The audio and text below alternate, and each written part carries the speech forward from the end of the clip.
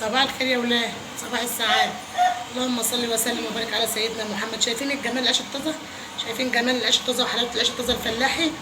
حاجة كده بقى فاخر من الآخر. شايفين الحلاوة؟ بسم الله ما شاء الله. قربي كده شوية الكاميرا، وريهم الجمال والحلاوة، وريهم العيش. احنا بنسميه عيش طازة في بلدنا. في ناس بتسميه عيش فلاحي، في ناس بتسميه عيش مرحرح، في ناس بتقول عليه عيش تخين. كل دار بقى وليها مدار، زي ما انتوا شايفين كده.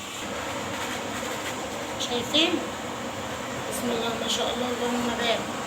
احلى عيش طازه، احلى حبايب قلب واخوات. شايفين الجمال والحلاوه؟ احنا بنسميه عيش طازه، بتسموه عندكم عيش ايه؟ لو انتوا شوفوا اسمه ايه واكتبوا لي في الكومنتات، عايز اعرف اسمه ايه عندكم.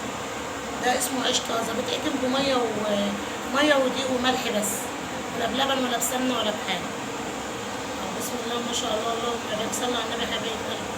اللهم صل وسلم وبارك على سيدنا محمد. شايفين دي ازاي؟ بصوا، ادخلي كده عليه واحده واحده كده. بسم الله ما شاء الله.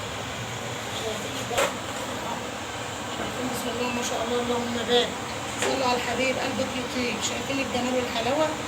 بعدين يعني رزق، يعني بركه، يعني اهم حاجه في البيت الدقيق والرز. دقيق ورز في البيت. شايفين الجمال والحلاوه دي؟